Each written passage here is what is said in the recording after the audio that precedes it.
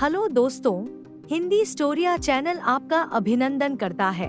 कहानी सुनने के लिए आपका धन्यवाद। अगर कहानी पसंद आई तो लाइक और सब्सक्राइब जरूर करें। बिना देरी किए आइए कहानी शुरू करते हैं। बल्लू के पास काफी जमीन जायदाद थी, लेकिन काम करने से वह मन चुराता था। अक्सर गलियों में डंडे बजाता नजर आता। वास्तव में ये सारी जमीन जायदाद उसके पिता और दादा ने अपनी कड़ी मेहनत से बनाई थी। उनकी मौत के पश्चात अब वो उस जायदाद को कौड़ियों के भाव बेचने लगा। नतीजा यह निकला कि नौकरों चाकरों ने मौके का फायदा उठाया और कुछ हिस्सा हड़प लिया। वह नशे करने लगा। कई बार तो उसे गलियों में गिरा हुआ पाया जाता। घर वाले उसे मुश्किल से उठाकर घर ले जाते।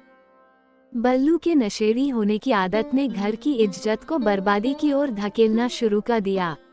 रिश्तेदार व अन्य संबंधी समझाते कि वह अपने बाप दादा की कीमती जायदाद रूपी धरोहर को ऐसे मिट्टी में न मिलाए, लेकिन उसने किसी की एक न मानी।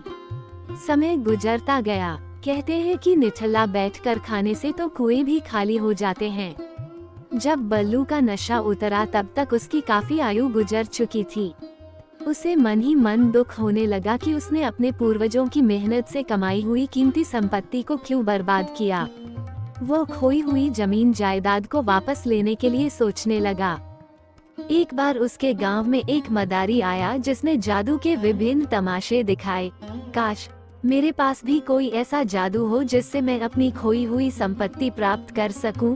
लेकिन बल्लू सोचने लगा। उसने खेल समाप्ति पर मदारी के साथ तन्हाई में इस संबंध में बात की। मदारी हंसने लगा और उसे समझाने लगा कि यह सब हाथ की सफाई है, लेकिन बल्लू कब मानने वाला था। उसने सोचा कि चलो मदारी से नहीं तो किसी और जादूगर से वो ऐसा जादू प्राप्त करेगा जिससे वो अपनी जायदाद प्राप्त कर सके। इस आशा की पूर्ति के लिए वो गांव-गांव भटकने लगा। कई बार लोग उसका मजाक उड़ाते। इसी तरह घूमता घूमता वो एक दिन एक गांव में आया। उस गांव में एक कुआं था। उसने उस कुएं के पास पड़े डोल से पानी निकालकर पिया और फिर पास के एक वृक्ष के नीचे बैठकर सुस्ताने लगा। अभी बल्लू को सुस्ताते हुए थोड़ा समय ही हुआ था कि वहां एक अधेड़ आयु का आदमी अपने घोड़े पर आया। वास्तव में वह भी कुएं से पानी पीने के लिए आया था। बल्लू ने उसे कुएं से पानी निकालकर पिलाया और फिर सोचा, शायद इनके पास कोई जादू हो।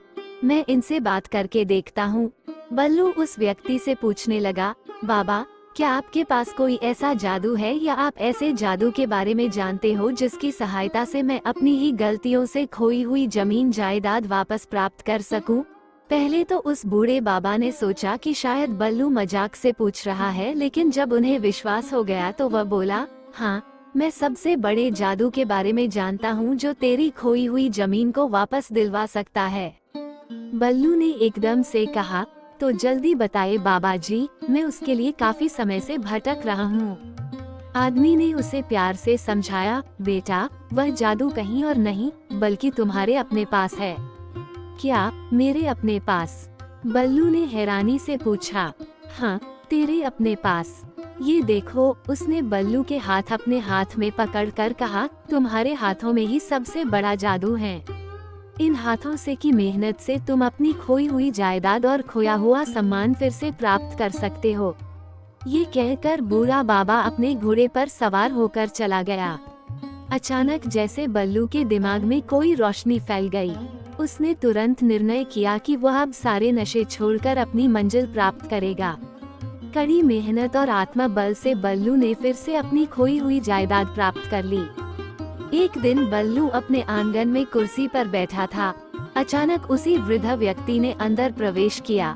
बल्लू तुरंत उस बूढ़े बाबा के चरणों पर झुक गया और बोला, आपकी उस पहेली को मैंने हल कर लिया है और लोगों को दिखा दिया है कि अगर मन में विश्वास और निश्चय हो तो असंभव को संभव बनाया जा सकता है। देखा हाथ के जादू का कमाल।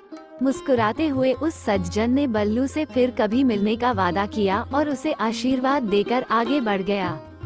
इस कहानी से हमें ये सीख मिलती है कि परिश्रम करने का मनुष्य को सबसे बड़ा लाभ होता है, कि परिश्रम से मनुष्य का आत्मिक संतुष्टि प्राप्त होती है।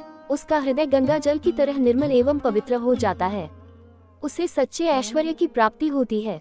परिश्रमी व्यक्ति को कसा वस्तु का अभाव नहीं होता। वह किसी के सामने हाथ फैलाकर गिड़गिड़ाता नहीं।